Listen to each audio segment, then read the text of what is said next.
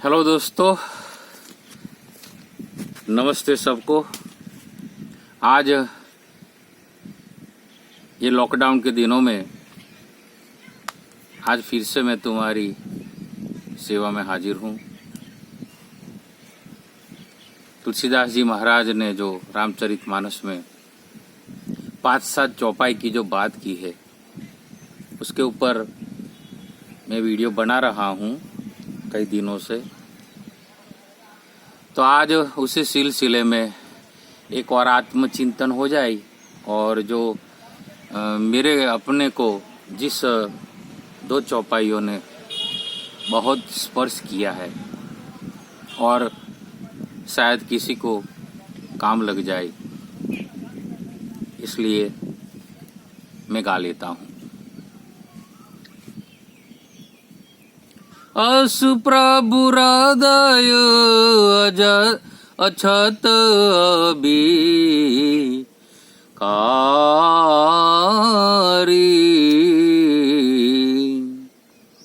असु प्रभु हृदय अछत अभी कारी, सकल जीव जगदीन दुखारी,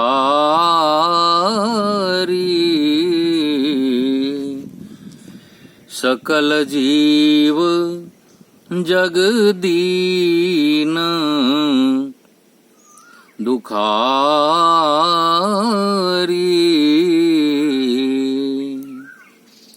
नाम निरूपण नाम जतन ते, नाम निरूपण नाम जतन ते, सोई प्रगट जिमी मूल रतन ते, सोई प्रगट जिमी मूल रतन ते, असु प्रभु हृदय अछत भी कारी, सकल जीव जगदीन दुखारी।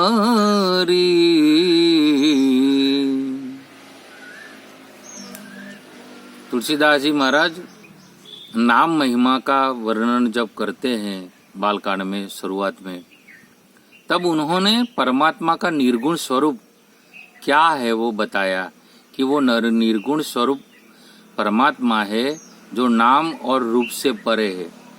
परमात्मा का कोई नाम नहीं है, उसका कोई रूप है नहीं है, लेकिन वो कहाँ है? तो ऐसे प्रभु अस प्रभु हृदय अछत अभिकारी,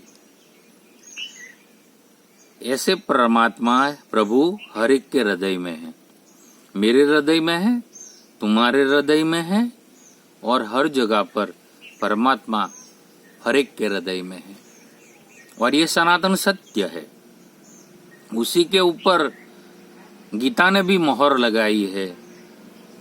ईश्वर सर्वभूतानां हृदय अर्जुन तिष्ठति। ये बार बार मैं बोलता हूँ क्योंकि ये मननन करने योग्य ये जो बात है वो ये है सनातन सत्य की।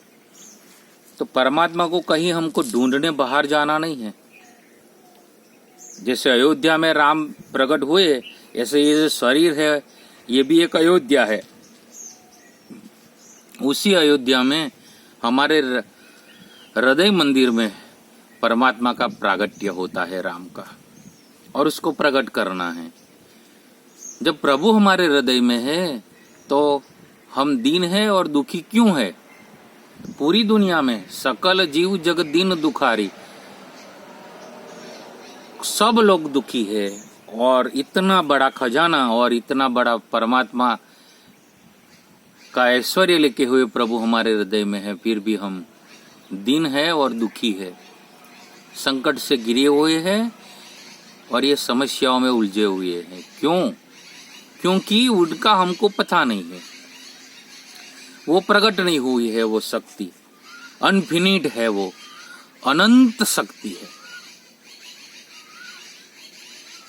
उसका कोई अंत नहीं है। इतनी शक्ति हमारे हृदय में पड़ी हुई है, जिसका हमको पता नहीं है, उसका भान नहीं है। जब हमको ये भान लग जाता है तो बाहर बाद में हम कहीं भटकते नहीं है उसको पाने के लिए, हम हमारे अंदर ही गोता लगाते हैं। तो उसको प्रकट कैसे किया जाए? वो ही परमात्मा प्रभु को हृदय में पड़े हुए हमारे परमात्मा को प्रकट करने के लिए बाद में वेदों ने, शास्त्रों ने, 18 पुराणों ने, उपनिषद ने, गीता ने, रामायण ने, और रामायण तो कितनी 100 करोड़ अपार है, ऐसा तुलसीदास जी बोले है। अनंत अनंत शास्त्र है। वो शास्त्रों ने वो ही परमात्मा को जो अपने हृदय में है उसको प्रकट करने के लिए बाद में सब विधि बताई है, अलग अलग विधि से, कि उसको कैसे प्रकट किया जाए। कर्म योग से प्रकट किया जाए, ज्ञान योग से प्रकट किया जाए, भक्ति योग से प्रकट किया जाए, और योग मार्ग से प्रकट किया जाए। 4 मार्ग वेदों ने बताए। परमात्मा को प्रकट करने के लिए, हमारे हृदय में बैठे हुए परमात्मा को प्रकट करने के लिए ध्यान देना बहुत अत्यंत जरूरी। जो हमारे सनातन धर्म में जो बात बताई है, जो ये सनातन धर्मी हम लोग ये बात भूल गए हैं, इसलिए हम उलझन में पड़े हुए हैं। हमारी भारतीय संस्कृति में, हमारे देश में जो ऋषि मुनियों ने जो ज्ञान दिया है वो यही दिया है। तुलसीदास जी महाराज ने ये बात बताई है कि जो निर्गुण निराकार परमात्मा है, जिसका कोई नाम नहीं है, रूप नहीं है, ऐसे परमात्मा है जिसकी दुनिया में सभी धर्म और संप्रदाय के लोग प्रार्थना करते, वो कहाँ है? हमारे हृदय में है, कहीं दूर नहीं है। हियर एंड नाउ वो हाजरा हाजुर है, वो हृदय में उसको ढूंढना है और वहीं से उसको प्रकट करना है। वो हमको ये पुरुषार्थ और साधना करने, उसके लिए अलग अलग साधन बताए। वो जो मेडिटेशन करते हैं, ध्यान योग करते हैं, यज्ञ याग करते हैं, तीर्थ यात्रा करते हैं, पूजा पाठ करते हैं और कर्म कांड करते हैं, वो क्यों करते हैं? वो उसी को प्रकट करने के लिए, वो परमात्मा जो हमारे अंदर पड़ा हुआ है हृदय में, उसको प्रकट करने के लिए, और जो अनफिनिट पावर है उसको पहचानने के लिए। कहीं हम इसी बात में जग जाए तो कोई कमी नहीं रहेगी। इसीलिए संतों ने शास्त्रों में ये सब इशारे किए, संकेत दिए। बात इतनी सी है, समझ में नहीं आती है, और जब समझ में नहीं आती इतनी सी बात, तो बाद में जन्म जन्म निकल जाए तो भी समझ में नहीं आती, और जो समझ में आ जाए तो इसी पल में आ जाएगी।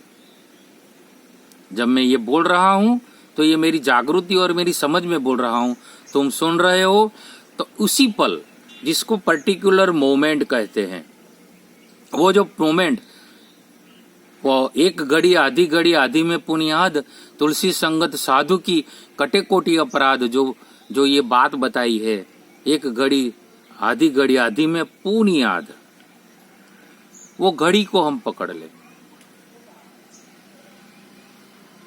तो वहां से हमको हमारे जीवन का वो रहस्य हमको मिलता है।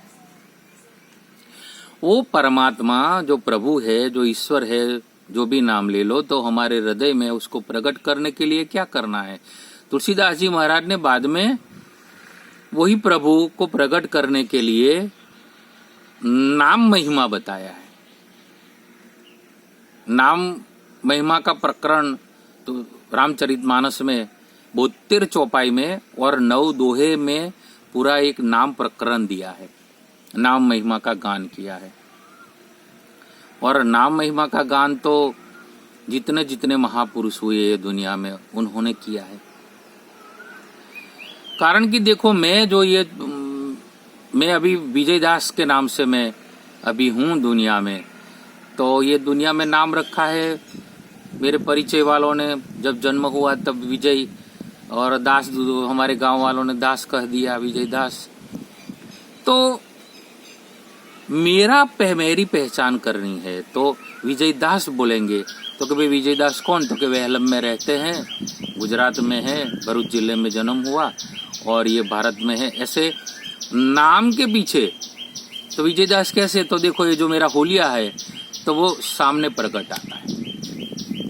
वैसे जब हम राम बोलते हैं तो राम कौन? तो बाद में राम का रूप उसके पीछे आता है। तो पूरा एक महिमा बताया है तुलसीदास जी महाराज ने। नाम महिमा प्रकरण इतना अगाध है, इतना, क्योंकि सभी संतों ने, कबीर साहब ने भी बताई थी कि चारों वेद डखोल के आखर के हो राम। गुरु नानक ने भी फरमाया राम ते बड़ा राम का नाम। रामचरित्र जब हुआ और भगवान राम ने जो चरित्र किया, अवतरण हुआ त्रेता युग में, तो उससे भी बड़ा, वो चरित्र से भी बड़ा, राम ते बड़ा राम का नाम।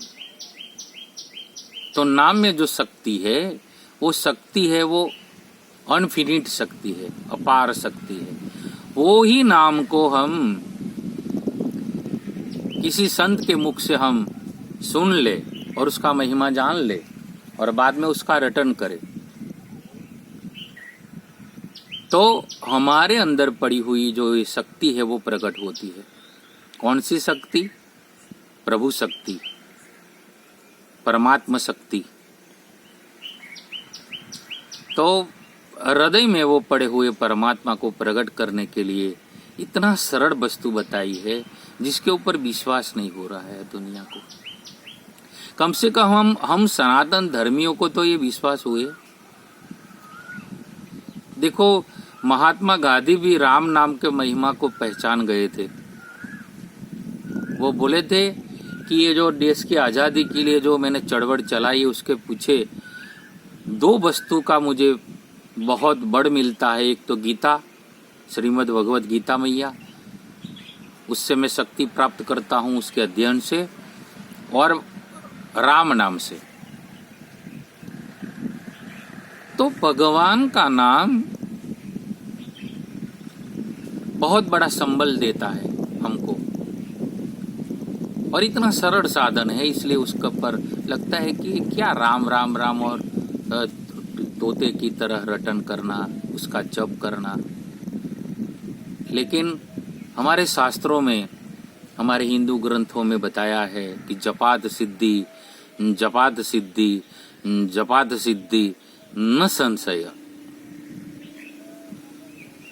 और ये बात तो आधुनिक जमाने के जो अभी जो मनोवैज्ञानिक हुए हैं वो भी कबूल कर रहे हैं कि कोई एक शब्द का बारंबार उच्चारण करने से उसमें से एक शक्ति प्रकट होती है।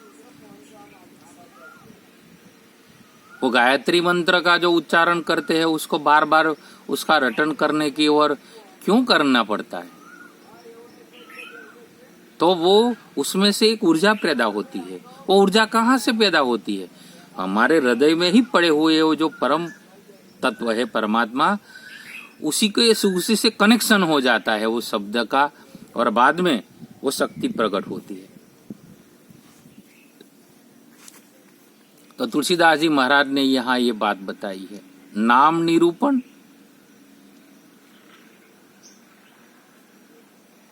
नाम जतन ते सोई प्रगट, जिमी मोल रतन ते।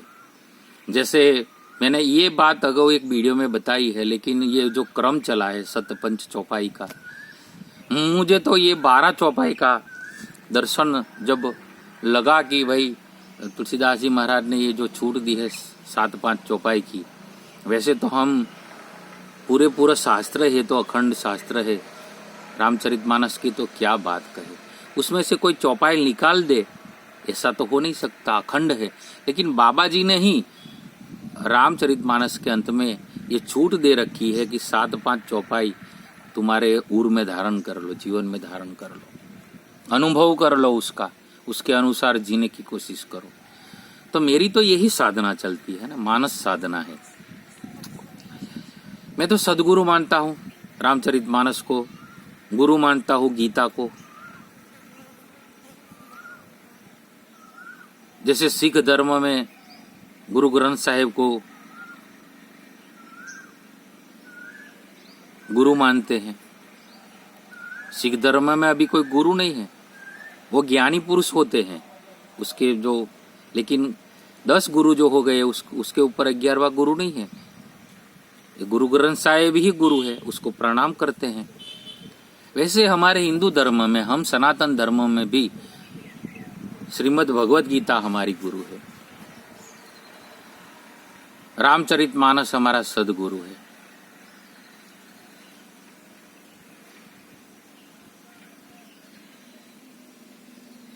जो हमारे हिंदू धर्म के सभी शास्त्रों का सार है, गीता रामायण। तो सनातन धर्म में जो तुलसीदास जी महाराज ने बताया हुआ है, ये इतनी बात। तो नाम निरूपण, नाम जतन, 2 बात इसीलिए बताई है कि उसका जतन करना है, नाम का जतन करना है। वो कैसे होगा? कोई वस्तु हमको मिल जाए, उसका पता लग जाए, कोई वस्तु हमारे पास है, हीरा है करोड़ों अरबों रुपयों का, जिसकी कोई कीमत ना हो सके, ऐसा कोई हीरा हमारे पास आ जाए, तो बाद में चोर लुटारों से हमको उसको जतन करना है। तो तुलसीदास जी महाराज ने ये चौपाई में इसलिए बताया कि नाम निरूपण तुम जब करते हो, नाम निरूपण होता है तो हमारे ही अंदर पड़े हुए जो परमात्मा रूपी जो हीरो है, जो ये मानिक है, जिसकी कोई कीमत नहीं हो सकती, अनफिनिट है, अनफिनिट पावर है, वो उसी अनफिनिट पावर को, वो अदम्य शक्ति को, वो जो अनंत शक्ति जो परमात्मा की पड़ी हुई है हमारे अंदर, वो जब प्रकट होती है तो उसका जतन करना पड़ता है बाद में। नाम निरूपण, नाम जतन, सोई प्रगट जिमि मोल रतन ते, ये इतनी सी बात है। तो ये शर्त है, जतन करना तो बिल्कुल करना पड़ता है।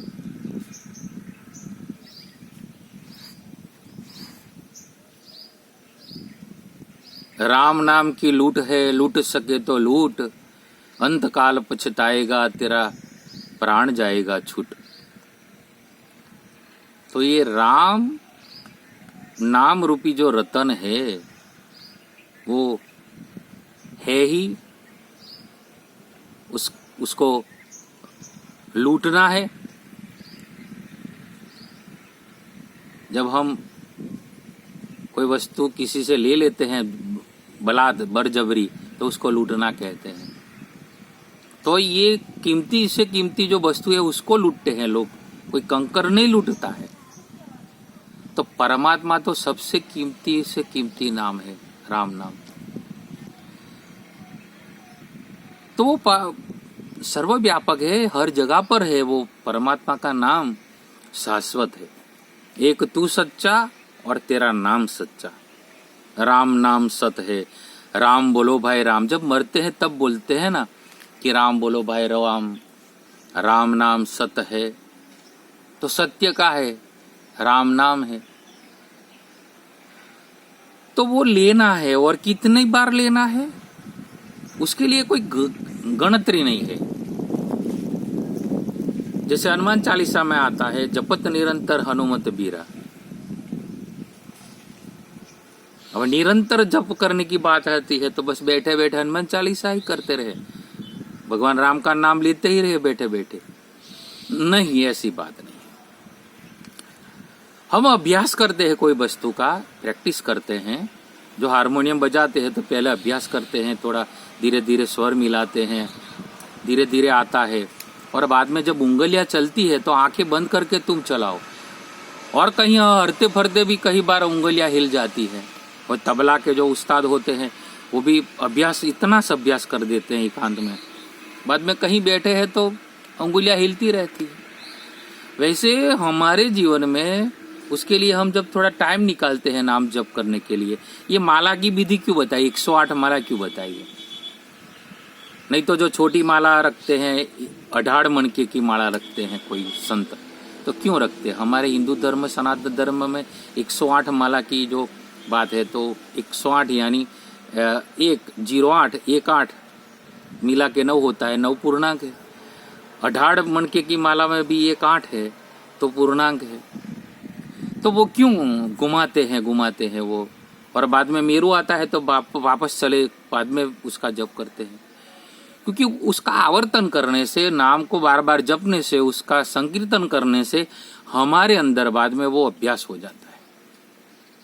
और अभ्यास होता है, इतना अभ्यास हो जाता है धीरे धीरे दिन ब दिन कि बाद में हमारे रोम रोम में से वो परमात्मा का नाम की स्मरण होता रहता है स्वयं, जिसको अजपा जप कहते हैं। नींद में भी रटन अपने आप होता रहता है, उसको समाधि कहते हैं। एकदम सरल है। तो हृदय में वो पड़े हुए परमात्मा को प्रकट करने के लिए नाम का महिमा तुलसीदास जी महाराज ने और संतों ने, कबीर साहब ने भी बताया, यही बताई है बात कि शब्द साधना कीजिए साधो, शब्द साधना कीजिए। शब्द साधना की बात है। कबीर की तो पूरी परंपरा और कबीर साहिब का तो पूरा दर्शन शब्द साधना पर है। शब्द का मर्मज्ञ कबीर जैसा कोई हुआ ही नहीं। वो बोले ना कि 2.5 अक्षर प्रेम का पढ़े सो पंडित होए। शास्त्र पढ़ते रहेंगे फिर भी शब्द का हमको मर्म नहीं आएगा पूरा। पोथी पढ़ जगमुआ पंडित भयान कोई, 2.5 अक्षर प्रेम का पढ़े सो पंडित होए। क्यों बोले 2.5 अक्षर प्रेम का? वो प्रेम शब्द है, वो 2.5 अक्षर का है, वो पढ़े सो पंडित होए। तो नाम का महिमा सब संतों ने गाया है, सभी ने गाया है। तो आज मुझे ये बात इतनी बतानी थी, ज्यादा नहीं बात करनी है, क्योंकि वीडियो लंबा हो जाता है और ये समय भी इतना फास्ट है। तो कल मैं थोड़ा नाम महिमा के ऊपर भी जो बनेगा, जो परमात्मा प्रेरणा करेंगे मेरे हृदय में पड़े हुए, तो करूँगा। लेकिन आज इतनी बात। Thanks for watching. All the best. सदा खुश रहो, आनंद में रहो।